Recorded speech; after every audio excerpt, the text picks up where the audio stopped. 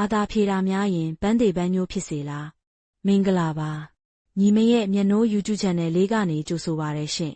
ညီမတို့ရဲ့ Channel လေးကနေကျမရေးဗဟုသုတတွေနေ့စဉ်တင်ပေးမှာဖြစ်တဲ့အတွက်ဆက်ခိုက်နဲ့နိုဒီဘဲလေးကိုနှိပ်ပေးခဲ့ကြပါဦးနော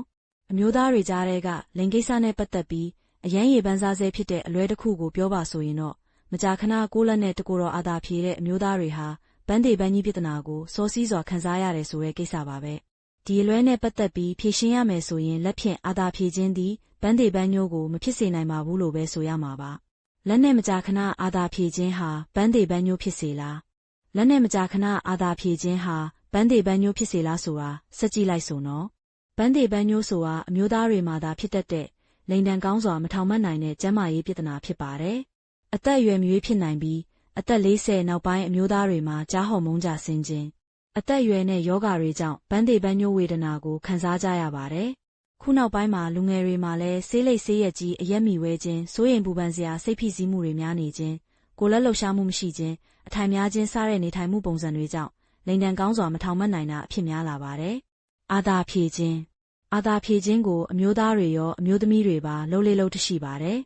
လက်ဖြင့်အာသာဖြေခြင်းဟာအမျိုးသားတွေမှာစီးကျိတ်ကင်ဆာမဖြစ်စေဖို့လိင်ကိစ္စမှာပိုပြီးစွမ်းဆောင်နိုင်စေဖို့တုပ်လွတ်မမြန်အောင်ကိုယ်ခန္ဓာအထိအတွေ့နဲ့ပတ်သက်ပြီးနားလည်စေဖို့ကူညီပေးနိုင်ပါတယ်အာသာဖြေခြင်းကိုလူပြိုတွေရောအိမ်အောင်တွေသာမက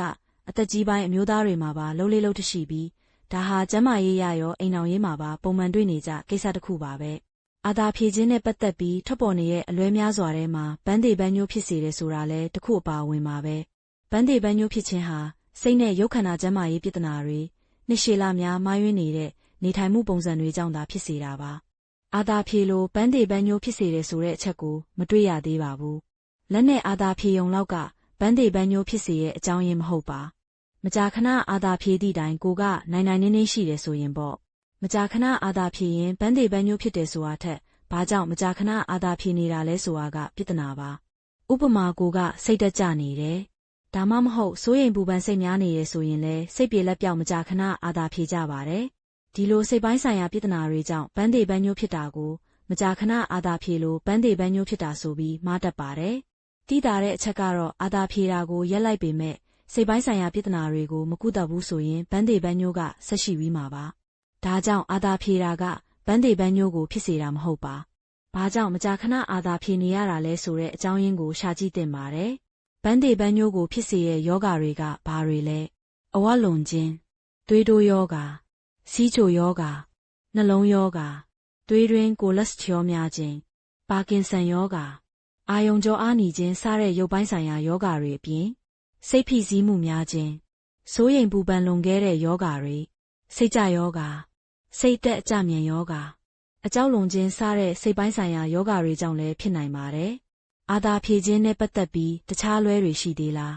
းလက်နဲ့အာသာဖြေတာများလွန်းရင်မျက်စိကွယ်နိုင်တယ်အာသာဖြေခြင်းကြောင့်လက်ဖွားတွေနဲ့လက်ဖမိုးတွေမှာအမွေးမြင်တွေပေါက်လာနိုင်တယ်လူကပိန်ပြီးညက်နေရဲဆိုတာအာသာဖြေလွန်းလို့ဖြစ်နေတာ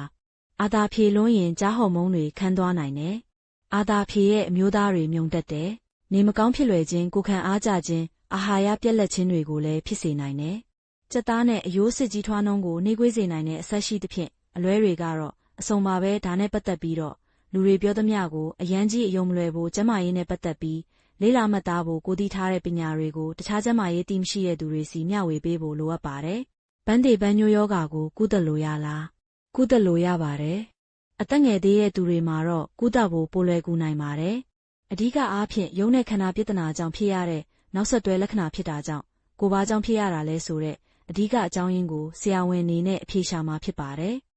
ရုပ်ကြောင့်ဖြစ်တဲ့ယောဂဆိုရင်အဲ့ဒီယောဂတွေကိုအရင်ကုသရမယ်မဟုတ်ရင်လည်းယောဂအခြေအနေကိုဆေးနဲ့ထိန်းချုပ်ရမယ်။စိတ်ကြောင့်ဖြစ်တဲ့ယောဂမှာစိတ်ကြယောဂပျောက်ဆေးစိတ်ငြိမ်ဆေးတွေနဲ့ဖြစ်စေစိတ်ယောဂကုထုံးများနဲ့ကုသပြီးတော့ဖြစ်စေ